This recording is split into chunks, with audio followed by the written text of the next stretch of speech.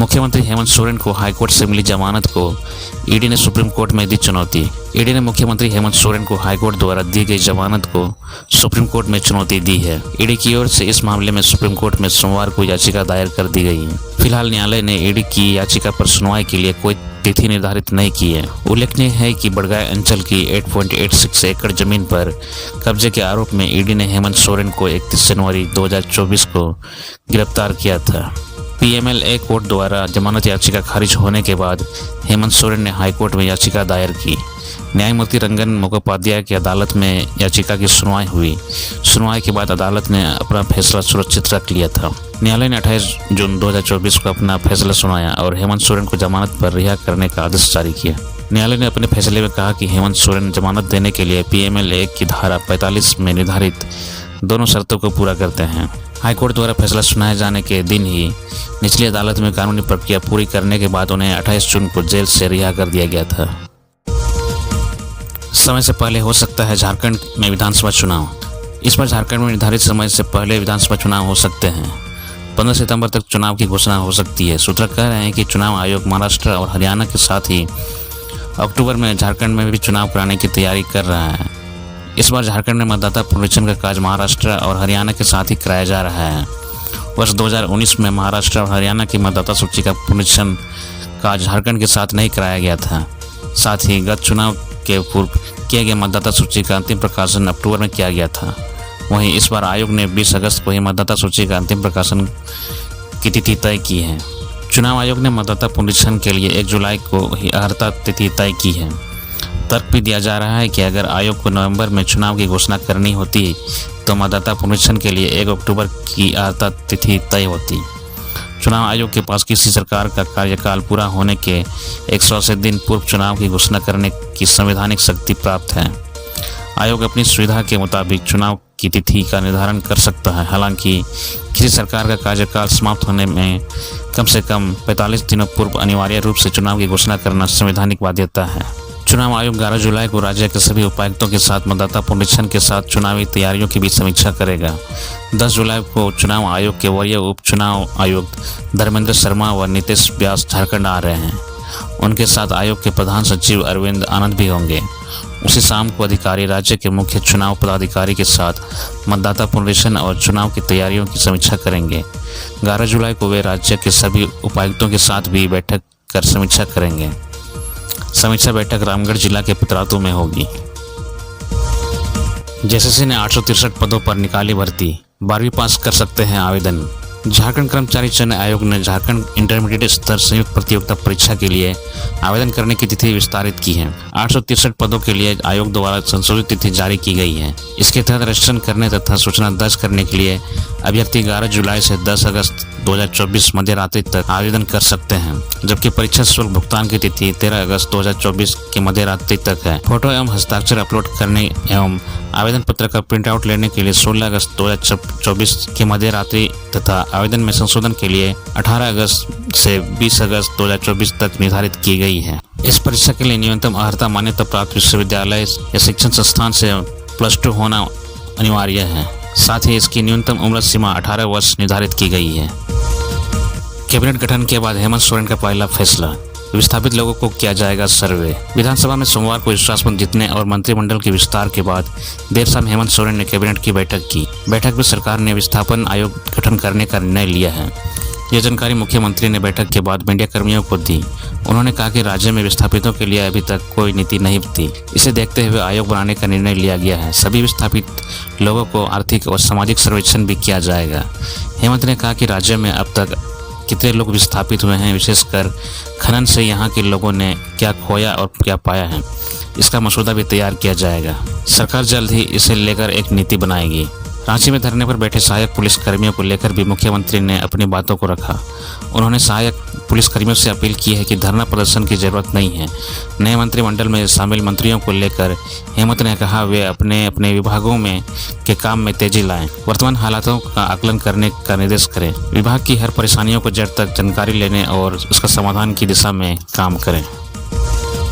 झारखंड के इन इलाकों में भारी बारिश, येलो अलर्ट जारी। 12 जुलाई को झारखंड के उत्तर पूर्वी भाग में भारी बारिश होगी। इसको लेकर भारतीय मौसम विज्ञान विभाग ने येलो अलर्ट जारी किया है।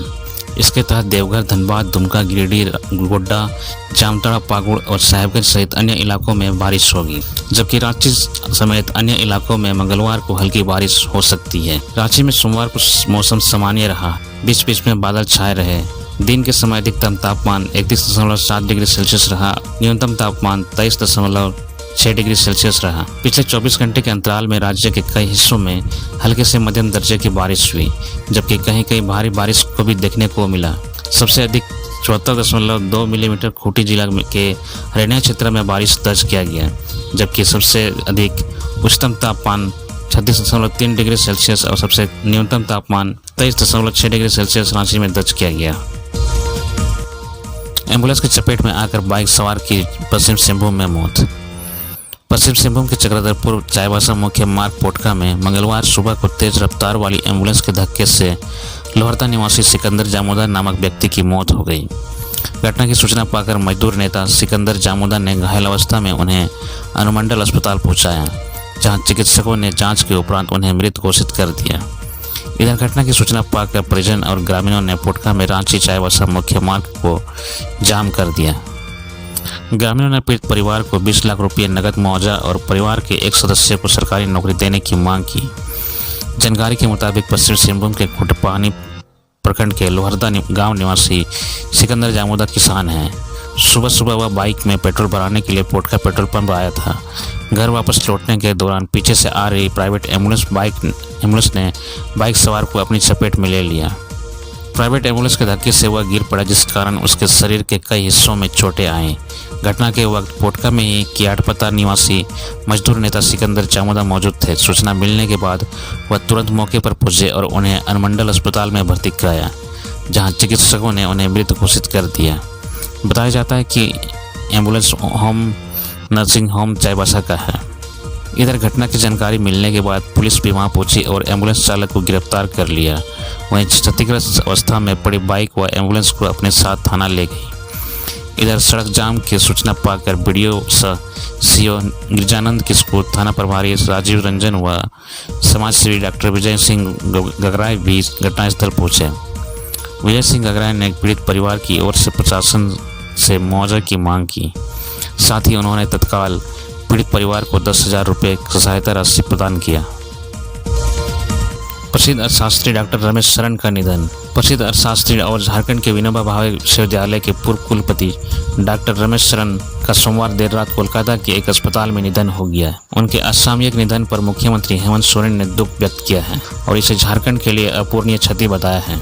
उन्होंने एक्स पर पोस्ट में लिखा है कि मैं डॉक्टर रमेश शरण के निधन से व्यक्तिगत रूप से काफ़ी मर्माहत। यह झारखंड के लिए बहुत बड़ी क्षति है। मैं मरणपूर्व से उनकी आत्मा की शांति एवं उनके परिजनों को यह दुख सहन करने की शक्ति प्रदान करने की कामना करता हूँ। प्रसिद्ध अर्थशास्त्री डॉक्टर रमेश शरण का कोलकाता के अस्पताल में 69 वर्ष की उम्र में निधन हुआ। उन्हें लंग्स में इंफेक्शन था, जिसकी वजह से वे पिछले 7-8 दिनों से बीमार थे।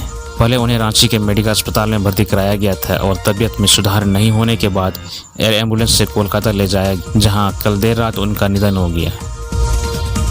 हजारीबाग के चौपारण में विधायक और पूर्व विधायक के 2 गुटों में भिड़ंत। हजारीबाग के चौपारण में विधायक और पूर्व विधायक के 2 गुटों में भिड़ंत की खबर है। कहा यह जा रहा है कि खून खराबे की नौबत तक आ गई। मिली जानकारी के मुताबिक चौपारण में बरही विधायक उमाशंकर अकेला के बेटे रविशंकर अकेला और पूर्व विधायक मनोज यादव आपस में भिड़ गए। समर्थकों के बीच भी झड़प भी हो गई। जानकारी मिली है कि यहाँ दोनों गुटों ने पिस्तौल भी तान दी।